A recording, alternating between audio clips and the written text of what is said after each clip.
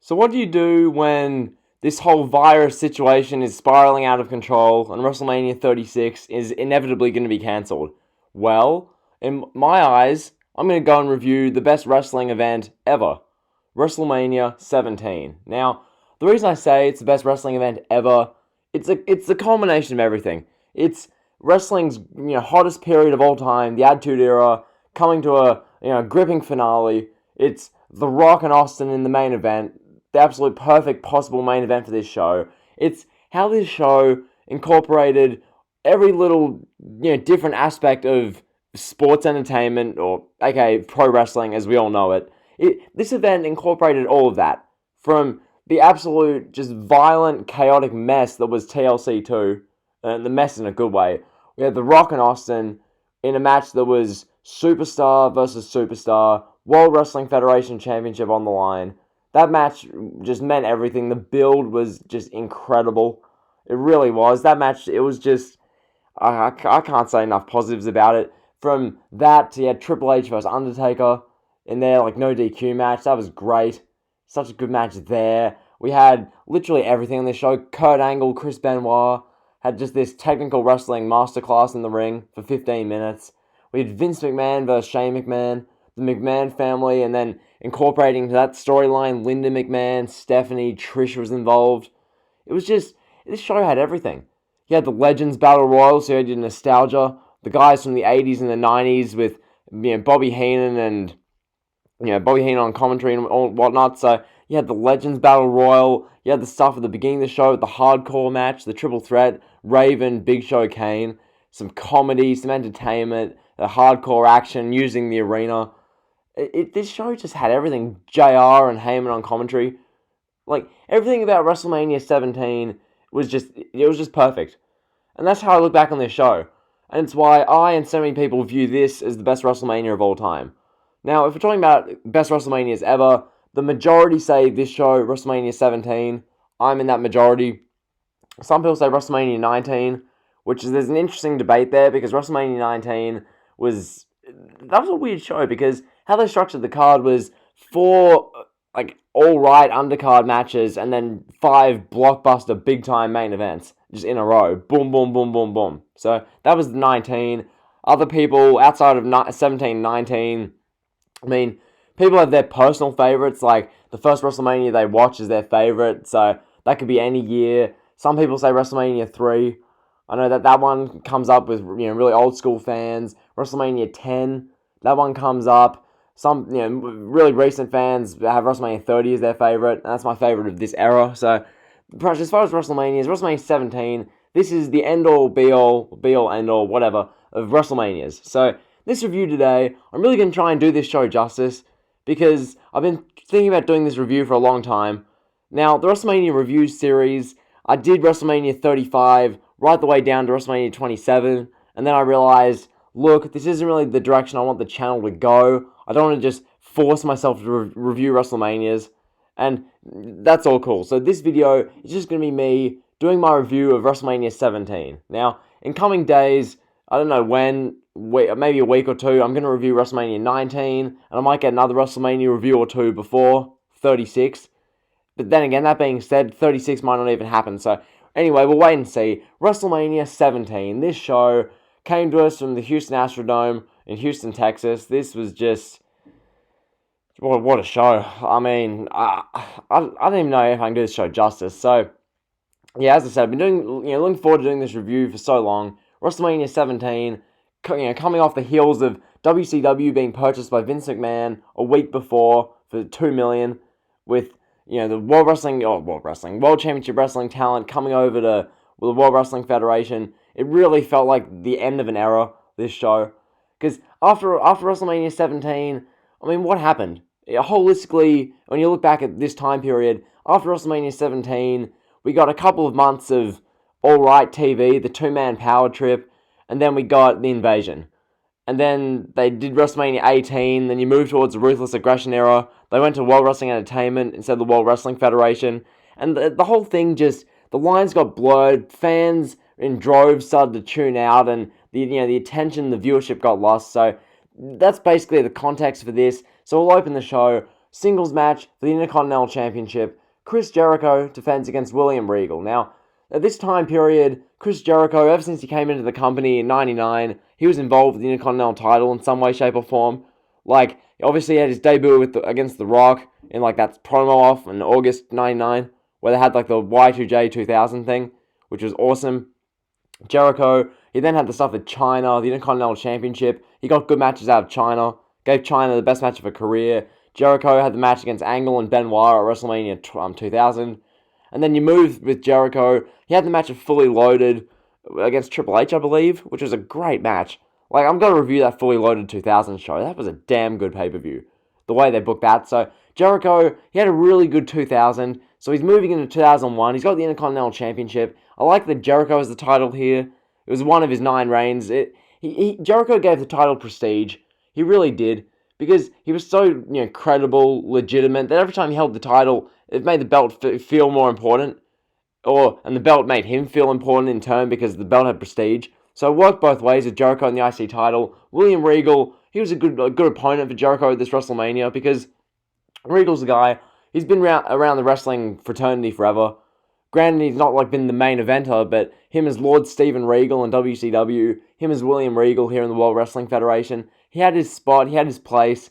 These matches for the mid-card titles, the European Championship, the Intercontinental Championship, he had his spot. So we get Jericho Regal here. This match, it was just a pretty good opener. 7 minutes, all it needed to be. We didn't need to have this, big 20 minutes. It didn't need to be a 2-minute squash. Just a fun 7-minute opener. So this was the first of 6 championships that were defended on the show. So the Intercontinental Championship here. Jericho defending against the commissioner of the World Wrestling Federation. That was a storyline they were doing at this point. William Regal, he was the commissioner. So he was wearing the suit, sitting at his desk. And I remember that segment where Jericho pissed in Regal's coffee mug. Or coffee mug. Was it mug or the teapot? And Regal had his tea. And he drinks it. And it's Jericho's piss. And Regal's face was hilarious. I just remember that segment distinctively. It was so funny to watch. So funny to look back upon. The stuff they do. Even that, it's not even overly creative. It's just funny and interesting. It's entertaining. It's what we want to see if we're watching a wrestling show. We don't see that now. You don't see any of these funny angles where someone pissed in their cup and drank it and then stuff like that. It's stupid. It's pretty juvenile, but it's something. I'm not saying we need Drake Maverick pissing on Bobby Roode's robe like we did in 2018, but just something a bit different. So anyway, I'm really drawing this out. Anyway, the match itself, I really enjoyed it. So they were telling the story about Jericho's left shoulder being a weakness. And the way they incorporated that in the 7 minutes of ring time they got was just excellent. Jericho's shoulder was worked over really well in a 7-minute time span. Jericho, in that 7 minutes, also got his stuff in and then got the win. The way they did this was great. So Regal, throughout the match, beating down Jericho's shoulder. Regal sent Jericho's shoulder first into the ring post. He then grabbed Jericho's shoulder and do a takedown by holding the shoulder. As far as the ring psychology goes, as I said, this was just brilliant. It was fundamental wrestling storytelling, manipulating the injured body part to the advantage of the heel. The babyface has to fight and work to, solve that situation, get out of it, fight back. So Regal exposed one of the top turnbuckles and proceeded to toss Jericho's shoulder first into it numerous times. As I mentioned, incredible in-ring psychology during the match. Jericho, he was trying to lock in the walls of Jericho, but he couldn't because his shoulder was in too much pain. Jericho, he'd be chopping away at the chest of William Regal throughout the match. So Regal's pectoral muscles were blood red. His pecs, it was so funny. So Regal's got his blood red pecs, Jericho's got his shoulder, and you're only 5 minutes into the match, and they've already told this story really well. This was just great how they did this. So in the end, Chris Jericho hit a lion salt on William Regal for a 2 count, and then, sorry, there was a botch there. Chris Jericho's lion salt was enough to retain the title. So yeah, Jericho retains against William Regal, keeps the Intercontinental Championship. It was a fun opening match. It had the psychology, told the story really well, and I enjoyed it. So that was the opener to WrestleMania 17. I gave it 3 stars, 7 minutes, 8 seconds. Chris Jericho retains the Intercontinental Championship. So that's what we got there. From here, we see Shane McMahon pulling up into the arena in a WCW-themed limousine. So then, after that, we see the APA, so, Farouk and Bradshaw, they're backstage playing cards and smoking. Jacqueline was there also. Bradshaw makes a bunch of, football and baseball analogies about Texas. So, I mean, all right, sure, he got some cheap pops during this, mentioning the Astros and whatnot, the Texans. So, yeah, good for Bradshaw there. Got a bit of a crowd reaction. From here, we moved into the worst part of WrestleMania, just the least notable. This was the six-man tag match. They did the six-man tag match here. I mean, it got two stables on the show, which I guess that was the positive. There's not really that much to note here. It was just a six-man tag team match. So we had the Right to Censor, Val Venus, Bull Buchanan, and the Goodfather, with Steven Richards, taking on the APA, Bradshaw, Farouk, and their partner was Taz. And so we had Jacqueline at ringside. It was a bit of a weird match. You know, it was like a 4-minute tag, six-man tag. Like, yeah, it was what it was. Pretty much, you know, we have the hometown Texan Bradshaw teaming and his APA partner Farouk with Taz. They're taking on 3 of the 4 Right to Censor members.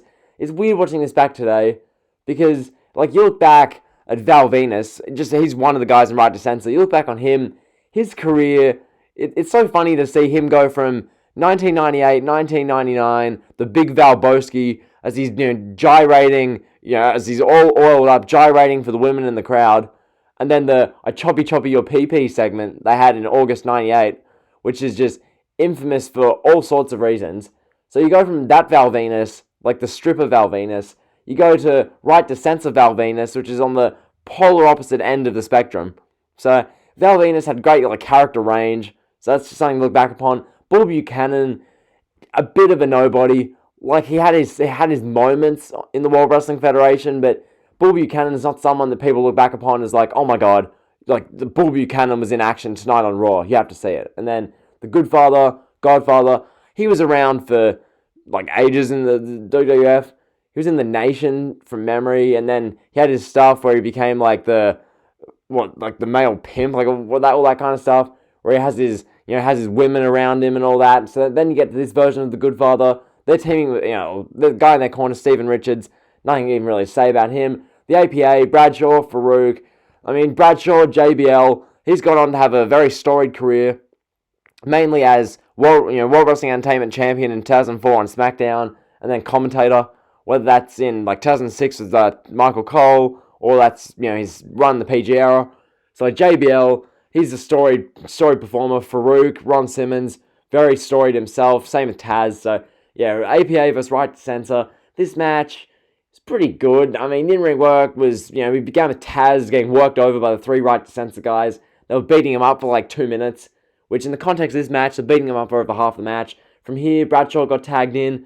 Him and Farouk just cleaned house on the Right to Censor. Literally, Bradshaw, some of these clotheslines he does, like his clothesline from hell looks just nuts. It's only a clothesline, but the way he delivers it and the amount of power that goes into it, I'm happy I've never taken a clothesline from hell. I'll put it that way, because that move looked brutal, especially in this match. Like, it was enough to get the victory here, so Bradshaw wins it for APA and Taz, so the 6-man tag match goes to the babyfaces. Just the way they did this, I mean, it was just crazy seeing that, clothesline from hell from Bradshaw, so babyfaces win here. I gave this 2 stars. 3 minutes 52, the APA, Bradshaw, Farouk, and Taz get the win. So, moving on to WrestleMania 17, backstage, we see Trish Stratus. So, Trish, she's wheeling in Linda McMahon's wheelchair down the hallway.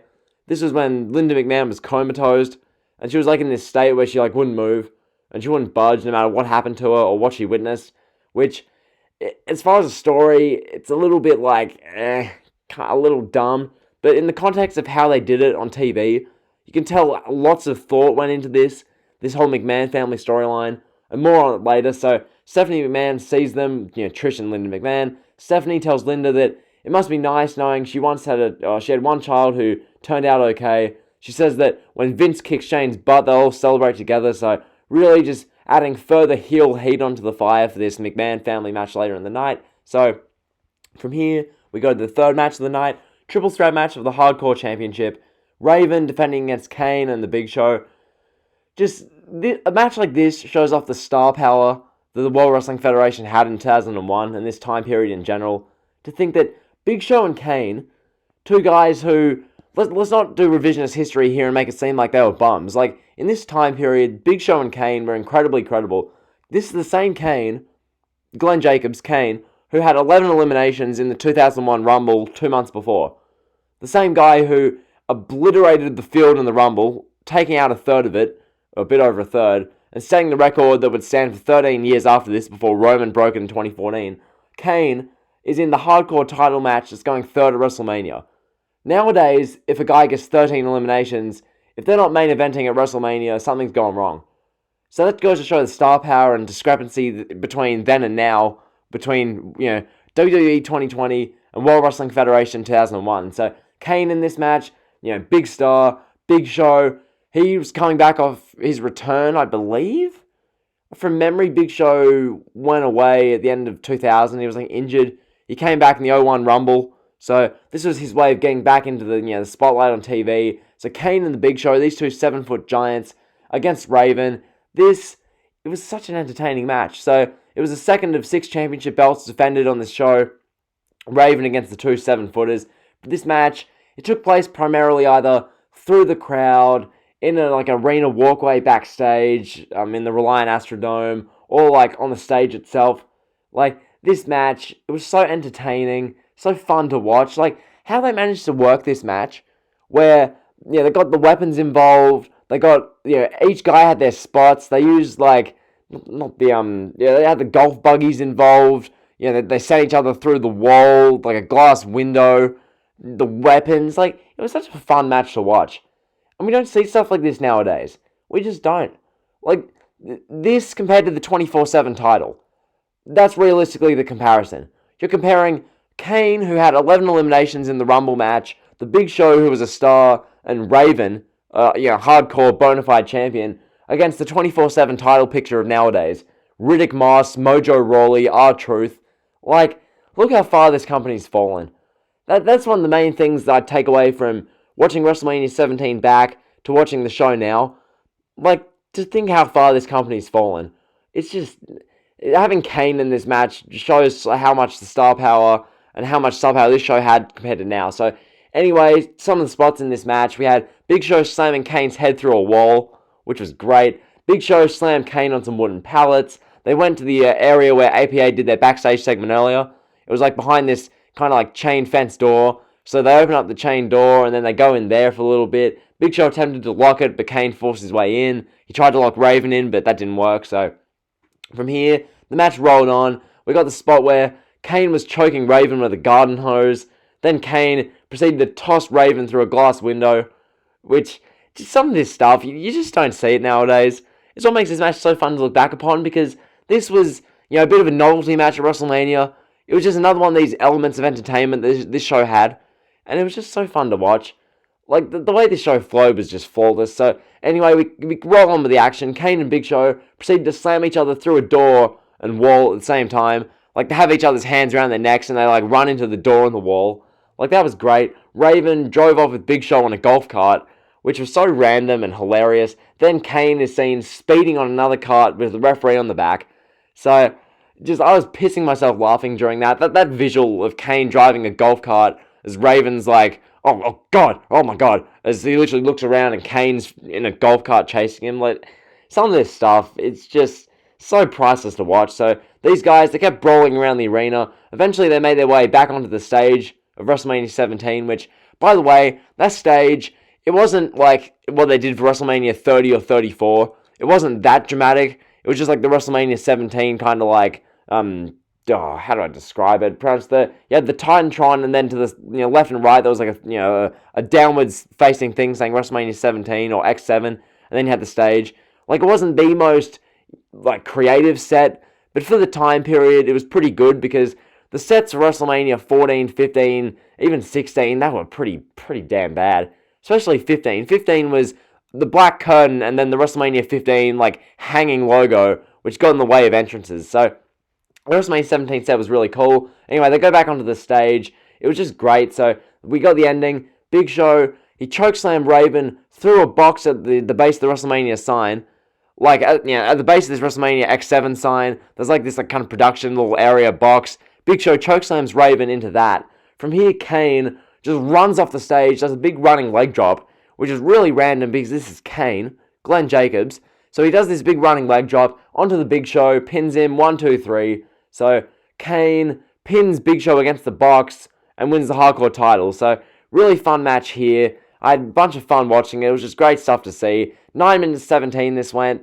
Another match which it didn't outstay its welcome. It was very entertaining for the time it got. 3 stars also. This was great fun to watch. So that was the hardcore match. Moving on with the show, we get to going backstage. Kurt Angle, he's intently watching film of Chris Benoit. And this is when Benoit made Angle tap out on, like, I think a SmackDown or a Raw from memory. So Benoit made Angle tap. Kurt Angle was just incensed about this. Kurt Angle can't believe that Benoit made him tap. So from here we see Edge and Christian. They're just standing there. Angle says that if it wasn't an official match, he never officially tapped out. So Kurt Angle's all worried and he's all paranoid that Benoit made him tap ahead of their technical wrestling match later in the show. So from here, Jimmy Snuka is shown in New York at WWF New York, which this is switching gears from the Edge and Christian thing. That Edge and Christian Kurt Angle backstage segment was good. It did its job. Edge and Christian got a TV appearance or a pay-per-view appearance on the show prior to TLC 2, so that was cool. Anyway, we got Jimmy Snuka at WWF New York. So we see then Jonathan Coachman interview a fan from Brisbane, Australia, who flew to Houston, Texas for the show at WrestleMania X7. Literally, flying across the world like that from Australia to America to watch a WrestleMania is bloody expensive. That's not cheap. So to see someone do that for WrestleMania X7, that's fully worth it, honestly. To say you're at this show would have just been something you'll never be able to, ever get back. Honestly, I wish I was at this show. It would have been so sick, but anyway, it wasn't to be, but yeah, it would have been so sick to be at this WrestleMania. It really would have. Compared to the shows they do nowadays, where they're just 8-hour-long shows with no thought or effort put into them, and it's just what Vince McMahon wants to see. In this time period, it felt like they were trying to give the fans what they wanted to see from your hardcore perspective with Kane, Big Show, Raven, your violence perspective with TLC 2. You want to see the superstars, the Austin and Rock, Triple H, Undertaker, no DQ, a technical wrestling thing with Angle and Benoit, and just everything. So in that regard, it'd be worth going to. So from here, then the camera cuts to The Rock backstage, arriving into the arena. He gets a loud reaction. Just the sight of The Rock at this show got a great reaction from the crowd. So that's what we got there. From here, we go into the singles match for the European Championship. Test defending against Eddie Guerrero, who had Perry Saturn in his corner. This was the 4th match of the night, and we saw the 3rd of 6 championships being defended. Test defending the European Championship against Eddie Guerrero. This match was solid. I mean, as far as other weak points in the show, this was probably up there. It was a good match. It wasn't anything special because, Test in the ring. What's Test's claim to fame? What's one Test match you look back on and think, damn, that was a good match? I remember, was it Test versus Edge, the 01 Survivor Series show? Is my memory serving me correct there? They did Intercontinental Champion versus US Champion, unification. I think Edge won, I don't know. But yeah, Test, he hasn't done much of note in his career, or he didn't. Eddie Guerrero, on the other hand, this was a great little spot for him. European Championship, teaming with Perry Saturn. So this match, main thing I noticed during it, Test, his punches are just absolutely awful.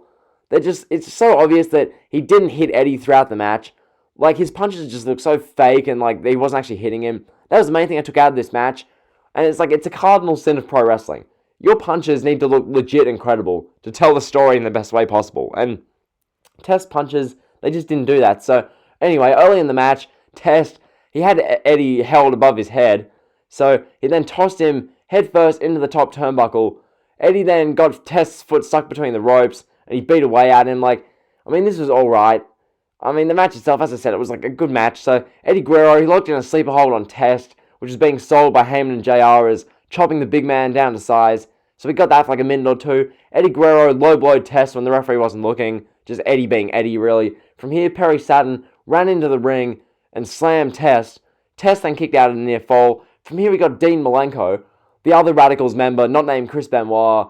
And Dean Malenko gets involved. So Malenko comes down and broke up a pinfall that Test was attempting on Eddie Guerrero. From here, off of Malenko's distraction, Eddie Guerrero clocked Test with the European Championship and pinned him to get the win. So, alright match here, nothing amazing.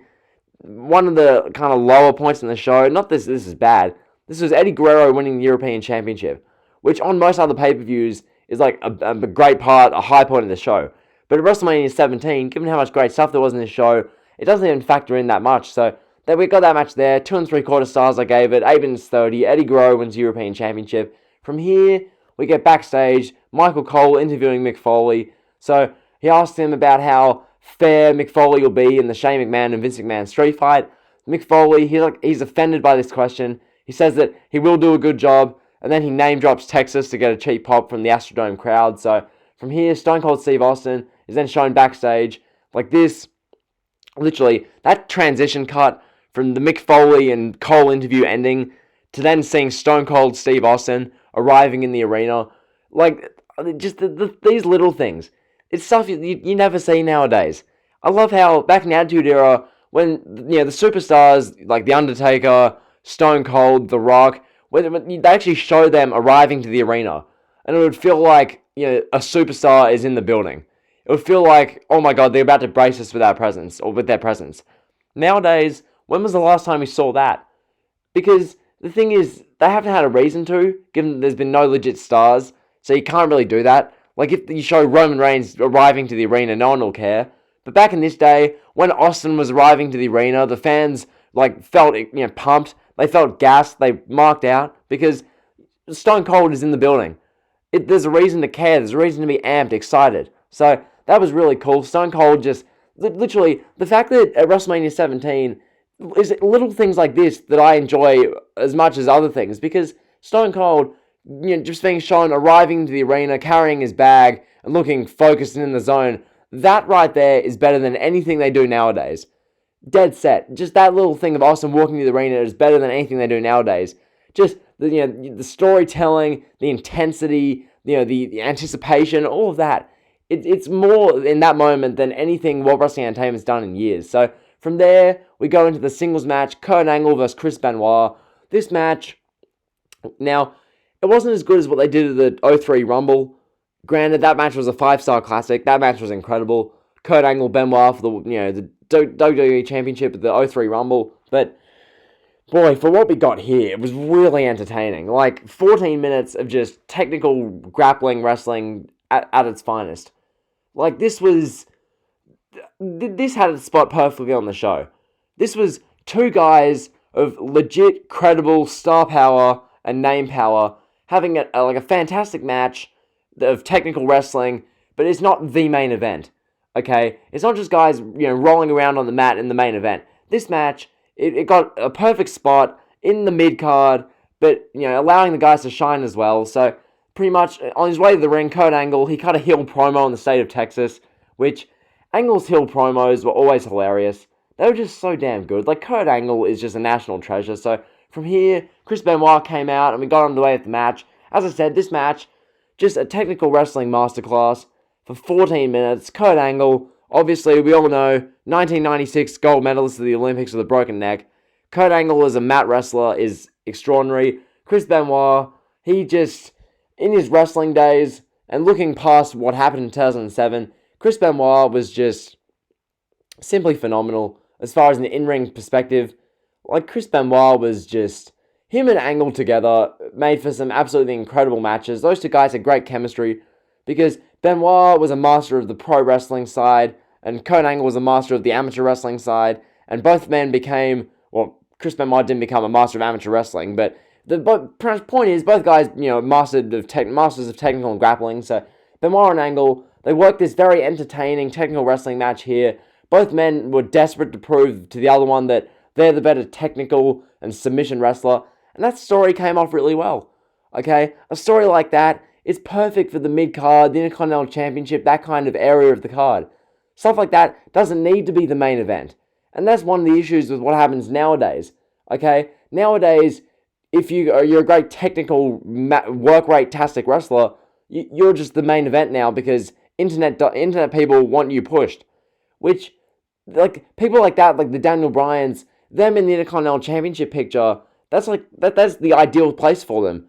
But the lines have been blurred in World Wrestling Entertainment nowadays, and guys like that have to be world champion or else there are boycotts, and, it's just a mess. So, anyway, this match, I should probably get into it because I've talked on long enough. Benoit and Angle, they made their way to the outside of the ring. Both men Irish whipped each other into the steel steps, slammed each other on the announce table, and just did some other moves. They found their way back into the ring, and they continued their grappling on the mat. So all throughout this, JR and Paul Heyman on commentary, they're putting over Kurt Angle's long list of achievements, because you've got to remember, Kurt Angle, he came into the company and debuted at Survivor Series 1999 by beating Shawn Stasiak, I think. Was Stasiak, I think? Yeah. So he beat Stasiak at 99 Survivor Series, and then literally he was Intercontinental Champion by February? He won the IC title around January, February, 2 months into his career. So Angle won that title, and then he became European Champion, and then he won King of the Ring, and then he became World Wrestling Federation Champion, and he was World Wrestling Federation Champion in 2000, in a time period with Stone Cold Steve Austin, The Rock, Undertaker, Triple H, Kane, Mick Foley, just all of these guys. It's just a stacked card. Kurt Angle in his first year was World Wrestling Federation, Intercontinental, European, King of the Ring, all these champions. Kurt Angle's accolades were just nuts. So anyway, this match, the referee got knocked down, and predictably we got Benoit making Angle tap out to cripple a crossface. Obviously, when the ref gets knocked down and Angle taps, you know what's coming there. So from here, Angle hit an angle slam on Benoit for a 2 count. Angle then went for a moonsault on Benoit, but Benoit got his knees up. Benoit then hit a flying headbutt on Angle, but Angle kicked out at 2. The ending sequence we got saw Angle low blow Benoit, but Benoit managed to get a roll up in on Angle, so Angle reversed into a roll up of his own. Angle then grabbed Benoit's tights and got a 3 count, so Kurt Angle wins this matchup. A bit of foul play with the rolling up of the tights, but just Kurt Angle. I gave this match 4 stars. 14 minutes and 4 seconds. Kurt Angle gets the win. Awesome technical wrestling match. Perfect. It had the spot for what it needed to do, and it was just great. So from here we go backstage. We see William Regal. He's shown walking out of the trainer's room with an ice pack on. Michael Cole asks him if he's okay. Regal tells him that that's a stupid question. Then this is just priceless. The way they incorporate these WrestleMania mini moments, something like this that I'm about to read to you isn't a WrestleMania a moment like we saw throughout the show, but it was just something fun, something cool, and it felt actually engaging at this show. So we see Regal looking all shocked. He gives up on Michael Cole's question. He looks and sees Kamala standing on his desk, dancing, rubbing Regal's photo frame onto Kamala's fat chest. So, something like that. It's so little, but it's so just, looking back on the way they presented it this show, it felt so funny and and entertaining. And nowadays, if they try something like that, you just cringe. So from here we see the World Wrestling Federation superstars and women at a military rally, and then we see Chris Benoit shown backstage attacking Kurt Angle and making him tap again. So Benoit and Angle would continue. This led us on to the singles match for the Women's Championship, Ivory defending against Chyna. I'll be pretty quick on this one because realistically, this was the dud of the show. All of this was the broken neck storyline with Chyna, which was fairly controversial. I mean, I don't look back upon it overly fondly. Chyna with the broken neck, I can picture something like this nowadays with someone like Nia Jax and Alexa Bliss, or Charlotte and, pick a smaller woman on the roster. I don't know, maybe Charlotte and the Kairi Sane type. You have Ivory, who's very much we use the word petite, just a smaller woman, and then Chyna's just the dominant She-Hulk. So Chyna is the babyface. She's pretty much broken her neck off of the pile driver spot, and she landed funny and broke her neck, which I didn't love the storyline in itself, the whole neck thing, but Chyna's acting didn't help. Her acting was just, it was rough. So yeah, this was the 4th of the 6 championship matches of WrestleMania X7. It was by far the least captivating. Chyna, she came out wearing the purple ring gear, and it was pretty much by far the most feminine Chyna looked in her career. Anyway, this match, Ivory went right after Chyna's neck, and then before long, after a minute, Chyna just took control of the match and began tossing Ivory around the ring. In the end, Chyna picks up Ivory and literally drops her and pins her to win the Women's Championship. So I gave this a dud. 2 minutes 39. Chyna wins the Women's Championship. Whatever. Nothing really to talk about from there. So this leads us in to going backstage. Vince McMahon is with Stephanie McMahon, Trish Stratus, and Linda, who's in the wheelchair. Vince reminds Trish to only wheel Linda down when Shane is completely immobile, to make Linda see what Vince has done to her son. So, Linda can really see what's happened. So from here, Michael Cole comes in, and Michael Cole asks Vince McMahon his thoughts on Shane buying WCW, and then Vince tells Cole to watch the beating he's about to give Shane. So that was a great segue into the street fight. Street fight with Mick Foley as a special guest referee. Vince McMahon with Stephanie and Trish Stratus taking on Shane McMahon. This was all about the story, and honestly, I couldn't care less that this match wasn't a 5-star classic, because not every match needs to be a great in-ring work rate-tastic match. This match was absolutely everything it needed to be. It really was. Vince McMahon versus Shane McMahon. It was just awesome, because the storyline with this one, so much goes into this. I'm not even going to be able to explain this whole storyline, but to think that they incorporated Shane buying WCW into this storyline as just an extra element to it. Shane McMahon bought the opposition wrestling company that's given Vince McMahon so much hassle for years. Shane bought that company, and literally, that's just a little other bit of the storyline. Like, this is the storyline where Vince McMahon made Trish bark like a dog, and then Trish was like Vince's assistant, and Trish was like forced to be a baby or like a heel by Vince. Vince was the sadistic, the guy who wanted to see get what's coming to him. And I remember Vince McMahon, his interview with, was it Bob Costas? Was this the Costas interview around this time? And Costas was like, well, Vince McMahon on WWF programming was making Trish get on her knees like a dog, or what does that say about World Wrestling Federation and programming? And Vince was like, look, watch the storyline out. If you actually watch what happens, the bad guy's going to get his. So that's what this match was. The McMahon family soap opera storyline coming to a head. Vince McMahon was on a mission to take out his own son, with Linda McMahon in the wheelchair, Trish Stratus having an affair with Vince, Stephanie being there as the daughter, adding to the storyline, and Shane McMahon buying WCW. Like, so many extra elements into this. Like, the storyline, it was just amazing.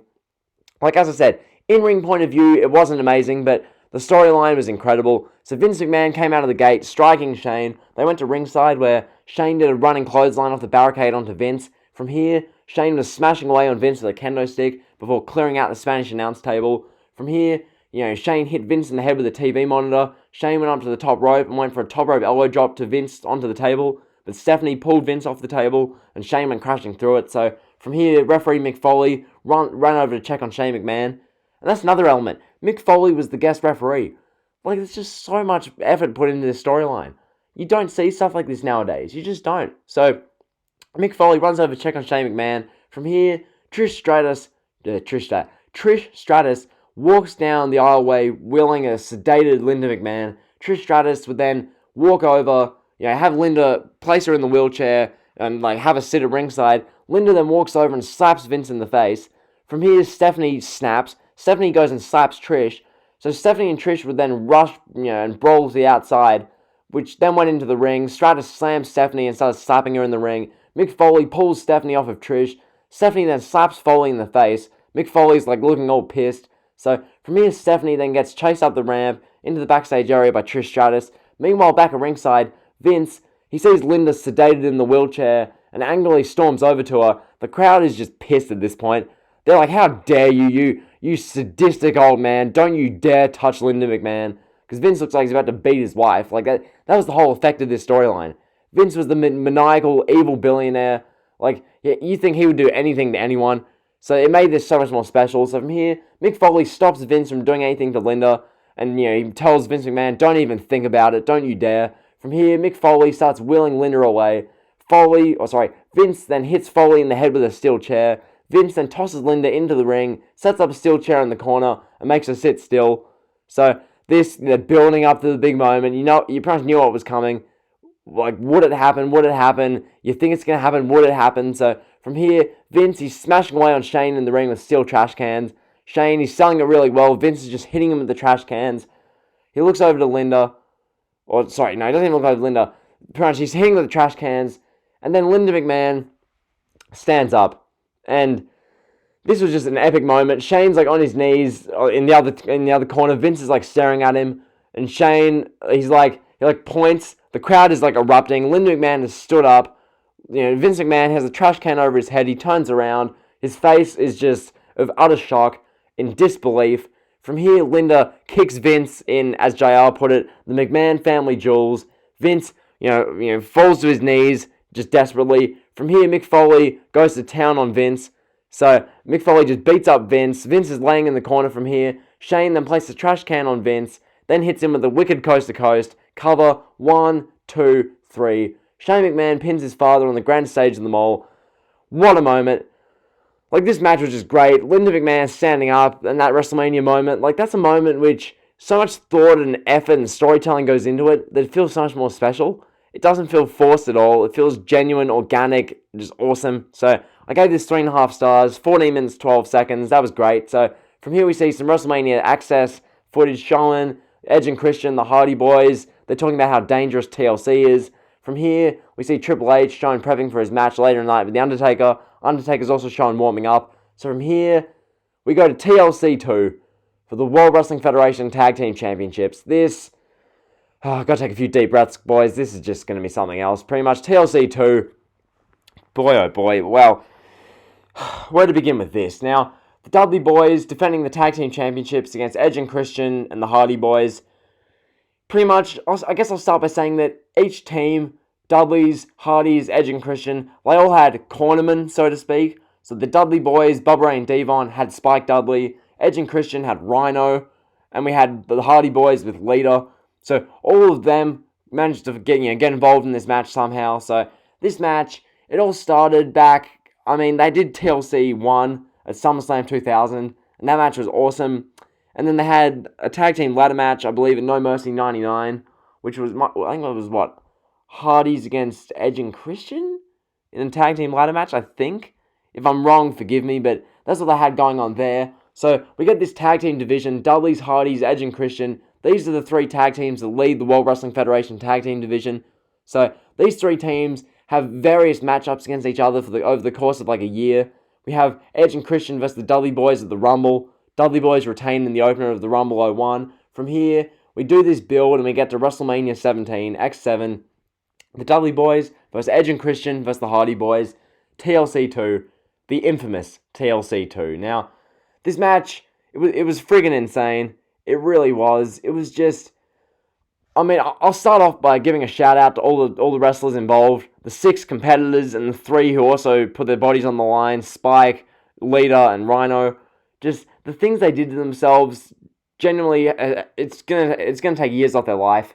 It really has, and it really will, because, God, the things they did to themselves, so, it's just insane. Literally, the first spot I'll mention was the one where, they had the 3 ladders set up in the middle of the ring like a line, so they're all set up, like 3, in this row of ladders, so there's 3 ladders there, all 6 competitors climb up these ladders, and then within 15 seconds, all of them find a way to knock each other off, which, it's just a bunch of bodies crashing to the ground or crashing to the outside. Like, it's just brutality for the sake of it.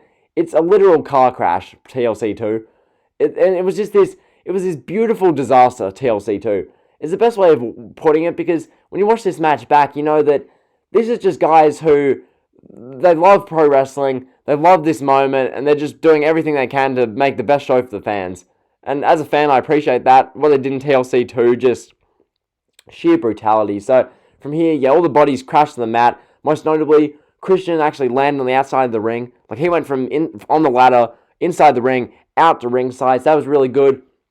From here, Spike Dudley ran down. So, Spike Dudley, he runs in, he gets Edge, and hits a running bulldog to Edge off a ladder. And then Spike did a running bulldog to Christian off the apron through a table at ringside, that was sick. From here, that prompts Rhino, Edge and Christian's cornerman, to run down. So Rhino, he then literally picks up a ladder and tosses it at Devon's head, which was just brutal. Rhino then spears Bubba, just regularly, and then he spears Jeff Hardy through a table in the corner. That spear looked devastating, because it was like, the table's set up in the corner. We've seen that in pro wrestling plenty. Table's set up. He does this spear, nails him into the corner. It looked brutal. So from here, Lita hit a Hurricane Rana onto Bubba Ray. Then, Lita got involved. She hit a Hurricane Rana onto Bubba Ray Dudley. Spike Dudley then smashed Bubba in the head with a steel chair accidentally, because Spike was trying to hit Lita, but he missed. From here, Bubba Ray Dudley fell off the ladder, and just an absolute annihilation this was. From here, Edge got sent, which sent Edge flying, nuts into the, onto the top rope, which is a crazy sequence. Just bodies flying everywhere. The Dudleys hit a 3D on Lita, and then Edge and Christian laid out the Dudley Boys. This match was all over the place. Jeff Hardy set up a ladder on the outside of the ring, which, this was another crazy spot. Like, I can't believe this actually happened. It was just one of the many in TLC 2, this car crash. Like, this was a demolition derby. Now, forget when Michael Cole uses the term demolition derby to describe, like, TLC 2014 and pay-per-views like TLC. Like, those aren't demolition derbies. Them doing stairs match with Eric Rowan and Big Show, that's not demolition derby. TLC 2 is a demolition derby. So, from here, Jeff Hardy set up a ladder on the outside of the ring. He sets it up. It's like a 20-foot ladder. It was like a giant ladder. He sets up 2 tables down below. So, Rhino and Spike Dudley would lay down these tables. 2 guys who aren't even in the match. Jeff Hardy climbs to the top of this ladder, stands on it, does the finger thing, and then does the Swanton Bomb to Rhino and Spike Dudley through the 2 tables from a 20-foot ladder. Just insane. Like, that spot never ceases to amaze me. It's just amazing how dangerous that is and how he puts himself through that just to entertain us. Like, that spot is just nuts. It really is. It's just such a sick, insane, devastating, dangerous spot. So that's what we got there with Jeff Hardy and the Swanton Bomb. From here, Christian and Devon were then hanging by the titles, and then both fell to the floor.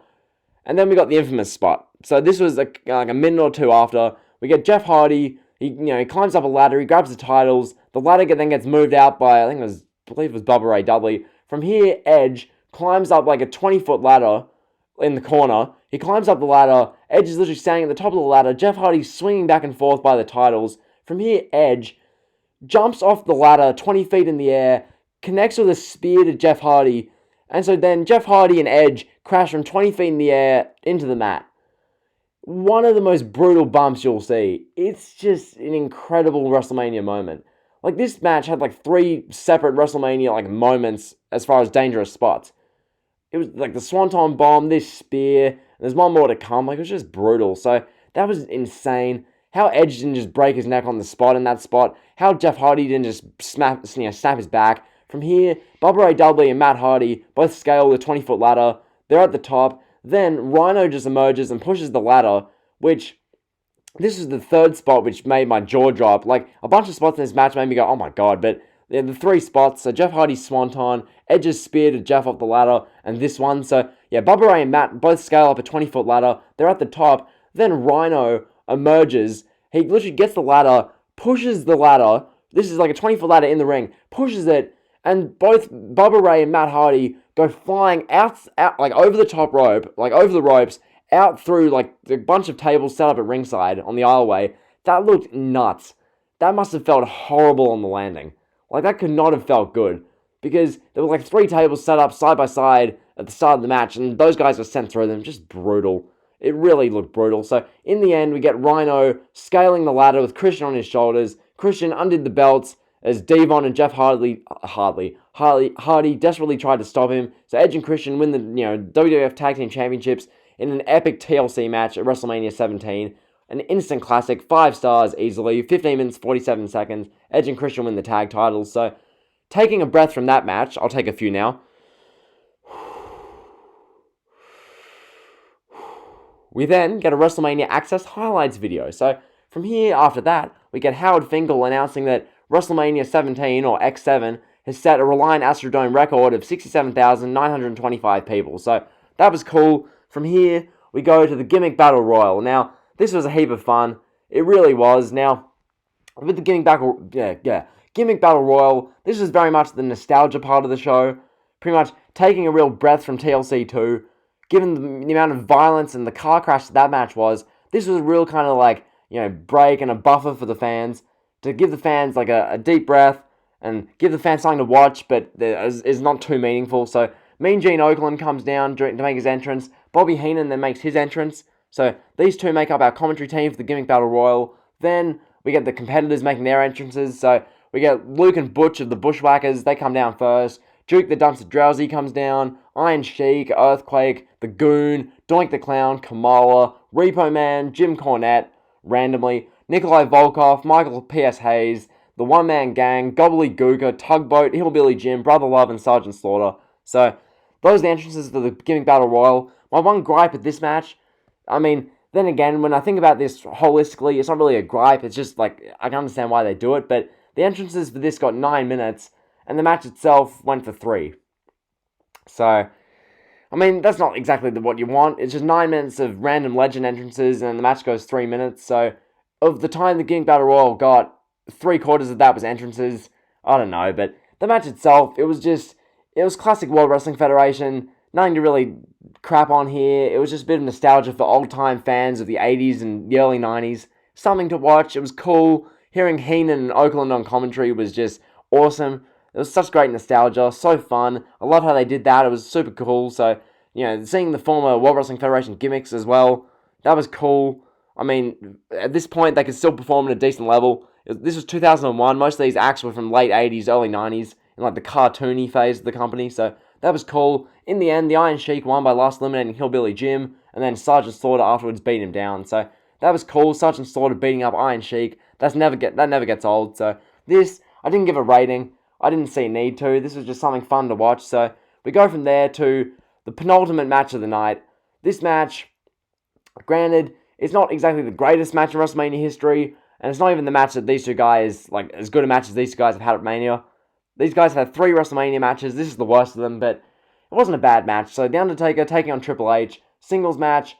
I thought it was pretty good. I mean, it was what it was. Like, Triple H came out first, having his theme song performed by Motorhead, which that band is always great at WrestleMania. Like, they performed at 17, they did 21 as well for the match against Batista, so Motorhead never do a bad job. Then we got the American Badass Undertaker coming out. He came down the motorbike, which, that version of The Undertaker, I don't know how to feel about him. Like, I didn't hate that version of The Undertaker, but I didn't just love the American Badass Undertaker. Like, he was fine. So, during the match, we got Triple H, going for a near fall on Undertaker. Triple H demanded the referee that it was 3, the ref told him it was 2, so Triple H shoves the referee. From here, the referee, Mike Chioda, shoves him back. So, all of a sudden, Mike Chioda is standing up to Triple H and shoving him in the middle of the match. Alright, so Triple H went to ringside, and he grabbed his trademark sledgehammer. The referee then desperately removed the sledgehammer from the ring, so Triple H continued to beef with the ref. From here, Undertaker sent Triple H flying into the referee. Then he choked him, chokeslammed him for a 2 count. The referee then got knocked down again. So this temporarily became a street fight between Undertaker and Triple H, and this is why I called this match no DQ, or a street fight earlier in the video, because I felt like I was watching a street fight during this, because it was just the referee being knocked down for like 3/4 of the match, and them just fighting. That's what this was. So, basically, it became a street fight. The two men brawled through the crowd. They found their way into the production area of the arena, where they smashed away at one another. Triple H using a steel chair to like romp away an Undertaker with it. Undertaker then chokeslammed Triple H from a production platform, which was out of sight. Like, this was just sick. Undertaker, they're standing on this production thing, he just chokeslams him, and then Triple H landed somewhere down below in the crowd.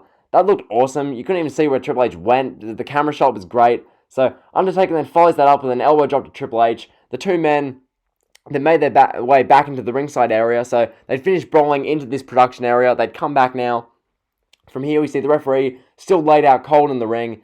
Keep in mind that the referee got bumped 10 minutes earlier, and Mike Chioda is still laid out in the ring like he's been shot. So, I don't know about that. From here, Undertaker picks up the sledgehammer. Triple H then low blows him.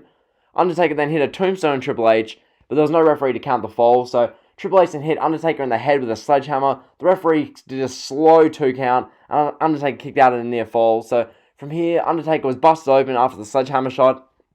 Triple H, he got Undertaker in the corner. He was standing in the middle of the ropes, pounding away at the head of Undertaker. Undertaker then hits Triple H with a last ride and pins him. 1, 2, 3. Like, to think that the last ride pinned Triple H at WrestleMania goes to show how watered down finishes and big moves are nowadays in pro wrestling. Like, one last ride put away Triple H at WrestleMania. That's crazy. So, yeah, that was cool. It was kind of odd seeing it end with the last ride, but nevertheless, Undertaker's streak goes to 9-0 at this WrestleMania, which is cool to see because Undertaker, he wasn't at WrestleMania 2000. At WrestleMania 15, he hung Big Boss Man, and 14, he had a match with Kane. So this was Undertaker's best WrestleMania match up to this point, I believe. So that was good. From here, the streak at 9-0. The match was entertaining. It's just, I didn't really like it that much. I gave it 3.5 stars. Like, I could give it 3 3/4 or 4 stars, but how the ref was knocked down for like 11 minutes after like a bump was kind of pathetic. The match itself was alright. The fact that it ended with the last ride was a bit weird, so yeah, 3.5 stars, 18 minutes, 19 seconds it went for. Undertaker's streak goes to 9-0, so from here we go. A couple of deep breaths, boys, here we go. No disqualification match for the WWF Championship. Now, first off, we see the World Wrestling Federation champion, The Rock, shown storming through the backstage area, shirtless, carrying his championship belt, ready for the match. Just so much hype. Just watching that alone, when I watched the show back, made me gassed to watch the match again. From here, we see Stone Cold Steve Austin staring himself in the mirror. Like, he has water on his face. He's like staring himself. Like, how badly does he want this? How badly does Stone Cold Steve Austin want to be number one in this business? Like, just stuff like this, when you have such a compelling story, it just makes it feel so much more, like, even more cool and exciting. Just the amount of hype that it gets, just little things like that. The Rock storming through all intense, Stone Cold taking a different approach with, like, the intensity, putting water on his face in the mirror, just awesome. So, from here, no disqualification match for the WWF Championship, The Rock vs. Stone Cold Steve Austin. I mean, I guess I'll start off with the My Way package by Limp Bizkit. I could watch this package back at any time. Like, My Way and these two guys at this show, it's just, I get goosebumps thinking about it. That package, I could literally play it over and over in my head, because I've seen it that many times. That interview they did with JR in the build-up to this, Rock vs. Austin, WrestleMania X7, this really, it felt like the culmination of the Attitude Era, the two biggest stars of the era, going one-on-one with each other. Both guys needed to win, neither guy could afford to lose. That was the line from JR, and it just felt so special. And that's the thing, WrestleMania doesn't feel like this anymore. It doesn't. Like, just thinking about this match and watching it back, I get goosebumps thinking about it, because it's that awesome. But nowadays, we don't see that, and it sucks, because this is what pro wrestling was at its very best.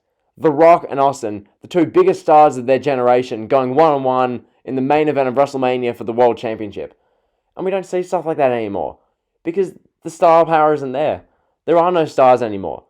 If you had Roman Reigns versus John Cena in the main event of WrestleMania, that would get such mixed to negative reaction from everyone. Because, granted, I'm a big Cena fan now, but it's just how they make Reigns feel. It doesn't feel special. Whereas these two guys, two big personalities, amazing promos, amazing storytellers, really good in the ring, can tell the story in the ring, great psychology. Just these two guys going one-on-one in the main event of WrestleMania X7. They couldn't have chosen a better WrestleMania main event. Now, granted, the stuff they went with in the ending caused some controversy, and coming out of WrestleMania 17, did it work in the long run? No, but I'll get to that later. So, The Rock vs. Stone Cold Steve Austin, it was initially set to be one-on-one, because during that promo segment they did for My Way, like, everyone was under the impression that it was one-on-one, singles match. That was it. It was just, both guys need to win, neither guy can afford to lose, one-on-one, singles match. So, we get that incredible My Way promo package by Limp Bizkit, and from there, we go into the entrances. So, they have the entrances of the match. Howard Finkel announces during Stone Cold's entrance that it's no disqualification. So, literally, Howard Finkel says that this match is now no disqualification for the WWF Championship. And then JR, his call, just in that moment, was perfect. JR and Heyman throughout the show were phenomenal, but in this call specifically, I can't do the JR voice flawlessly, but he shouts, when was that added? And the way JR did it was just hilarious. Well, hilarious, but it was incredible. So yeah, Stone Cold Steve Austin makes his entrance in his hometown of Texas. The pop was out of this world. It really was. In the Astrodome, the Reliant Astrodome, Stone Cold Steve Austin coming out was just amazing. From here, the World Wrestling Federation champion, The Rock, came out second. JR described the ovation for The Rock as partisan, which, I mean, that's a pretty good word to describe it. Because, I mean, when you think of it this way, this is Texas, and it's Stone Cold country through and through. Like, you're not going to get The Rock to be unanimous babyface and Stone Cold to be booed at all in Texas. Stone Cold's always going to be beloved in Texas, so I think talking about the heel turn later on, I don't think it was a good idea. So the match got underway immediately. Both guys were just throwing flurries of punches to a loud ovation by the crowd. The two guys brawled into the crowd a little bit, which, event security did their best to restrain crazy World Wrestling Federation fans at ringside. Like, these guys, Austin and Rock, they went to ringside, they went into the crowd, they're like brawling, punching away at each other. In the early going, Heyman and JR on commentary were expressing their shock about the no disqualification stipulation. They were talking about how, this could have been Vince McMahon's ruling, and Vince McMahon could have something to do with this, and how who does this favor? Does it favor Austin? Does it favor The Rock? Just Commentary here talking about that was great. So the match carried on. Austin and Rock going back to the outside of the ring. Austin, he clocks the Rock with the ring bell, which is the first no DQ kind of moment of the match. So that busted open the forehead of the Rock. From here, Austin was ruthlessly slamming Rock's head on the announce table, which was great. Rock then Rock then fell through the announce table. So Heyman and JR lost access to the TV monitors, which made for some hilarious listening. Heyman and JR saying that they can't see what's happening, which is great. So Austin then sent Rock back into the ring, and he went to town on him with another array of flurries and a Lou Thesz press position. Austin's Lou Thesz press into the the punches with the crowd going nuts. That's what I think of when I think of pro wrestling. Austin doing that to the Rock in the punching sequence, that was awesome. So from here, Rock explodes at Austin and hit him with his own flurry for the Texas Rattlesnake. The crowd was just booing when Rock did his flurry on Austin, which, when you think about The Rock, so these two biggest matches of Rock's career, WrestleMania 17, WrestleMania 18, both of which he was supposed to be the babyface in the match, but he was booed. In WrestleMania 18 and the Sky Dome, Hogan was the one who was cheered like he was God, and Rock was booed. So, interesting you look back at it that way. Rock is so beloved, but in these matches against wrestling icons like Stone Cold and Hogan, Rock's never the one who gets the favorable reaction. So, from here, The Rock brought the ring bell into the ring. He measured Austin, waiting to hit him. From here, Rock clocked Austin in the head with the ring bell, which bloodied up Austin immediately. So Austin's forehead's bleeding. The Texas Rattlesnake is busted open. These two men then went back to ringside and kept beating away at one another. It was just a pure war, this match. So from here, Austin sent Rock flying headfirst into the ring post. Austin then grabbed a TV monitor and nailed Rock in the head with it. So the visual of Austin and Rock both reeling in the middle of the ring as both of them are just bleeding. It was just flawless. So Austin flips off the Rock with both middle fingers. Rock then grabs Austin, locks him in a sharpshooter. Austin would then break by getting to the ropes. From here, Stone Cold Steve Austin locked in a sharpshooter of his own on the Rock, which the Rock got to the rope to make the break as well. Austin then flipped off Earl Hebner when Hebner was trying to get the break forced because it's a no DQ match. So Austin flipped off Earl Hebner, which was hilarious, so cool and so entertaining. From here, the Rock nails Stone Cold with a stunner of his own, but Austin kicked out. JR and Heyman on commentary, which is incredible during this time period. This whole match, if you haven't seen it or haven't seen it recently, go back and watch it. I couldn't recommend it more. Vince McMahon then makes his way down to ringside, following the stunner being kicked out of by The Rock. So Vince makes his way down to ringside, just seeing Vince strut down the aisleway after losing to Shane McMahon earlier in the night. JR and Heyman, they're going nuts. JR's shouting, "Oh, what the hell's going on here?" And Heyman's "Oh, he's the owner of the company." Heyman trying to do the heel kind of commentary, just awesome. From here, The Rock hit a people's elbow on Stone Cold Steve Austin. Then The Rock crawls over to cover him. Then at the 2 count, Vince McMahon pulls The Rock off of Austin. So The Rock then chased Vince McMahon around ringside. They got back into the ring, only for Stone Cold to hit The Rock with a rock bottom, which, this part of the match is awesome. That chase from Rock to McMahon, and then the rock bottom from Stone Cold to The Rock, just stuff like this is just WrestleMania. This is WrestleMania. So Stone Cold then went for a stunner, but The Rock shoved him into Earl Hebner, which is great. Austin then told Vince to get a steel chair and clock The Rock in the head with it. So from here, Austin held Rock in place, and Vince nailed him with it, which is good. But The Rock kicked out just. So literally, McMahon's holding Rock. Austin hits Rock in the head with a chair, but then Rock still kicks out. So Rock showing the fight of the babyface. Austin was then flipping off The Rock right in his eyes, and he went for another steel chair shot, but Rock counters, he blocks a chair shot, hits the Rock bottom. From here, McMahon distracts the referee, Earl Hebner. This leads to The Rock literally just smashing away at him. From here, Stone Cold turned The Rock around into a stunner, but once again, The Rock kicks out, so The Rock keeps kicking out. Austin's in disbelief.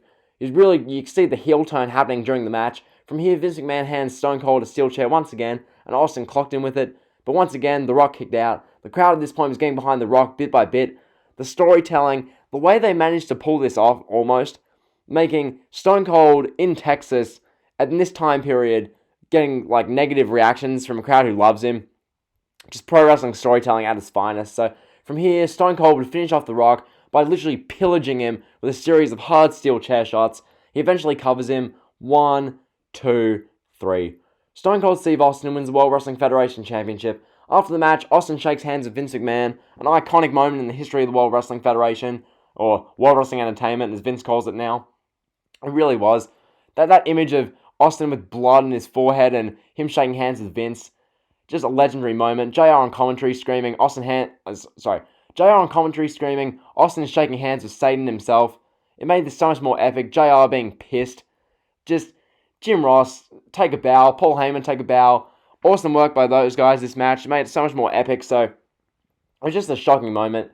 Austin and McMahon aligning to end the Attitude Era, end this culmination of pro wrestling in this era with Austin and McMahon shaking hands. The two mortal enemies shaking hands as they beat The Rock. So Austin would pose on the turnbuckles with the title, flipping off the crowd afterwards. From here, Austin clocked The Rock on the head with the title belt. Austin and McMahon then walk off the aisleway drinking beers to end WrestleMania 30. Yeah. It's Austin and McMahon walk off drinking beers to close WrestleMania X7. Just, wow. What a show. This main event, 5 stars, 28 minutes, 8 seconds. Stone Cold wins the World Wrestling Federation Championship. Overall, this show is an A+. An A++ if I could give it that. Honestly, the fact that I've been here for over an hour talking about this show, to think that my WrestleMania, 30 review was 40 minutes, and I thought that show was great. This show is just another stratosphere. I've been here an hour and 5 minutes now. Honestly, I'll give my overall thoughts. This perhaps be why I said it an hour ago, but I absolutely love this show. In my opinion, the greatest WrestleMania and pay-per-view the World Wrestling Federation / entertainment has ever put on. The historical significance of the main event with the two biggest stars of all time, or in that period, Austin and Rock, competing in a 30-minute war with blood, great storytelling and drama in Texas, with Vince McMahon siding with Austin to close the show. It was just a perfect ending. That ending with the heel turn didn't pan out great in months to come, but on this night, it felt special, so that was the main event. TLC 2 was amazing, featuring some of the most memorable high spots in the history of the World Wrestling Federation. The spear from the top of the ladder from Edge to Jeff Hardy, Hardy's swanton bomb from the top of the ladder to Rhino and Spike Dudley, and then Matt Hardy and Bubba Ray being sent from the top of the ladder through 3 tables at ringside. They're all notable spots, and they're all amazing.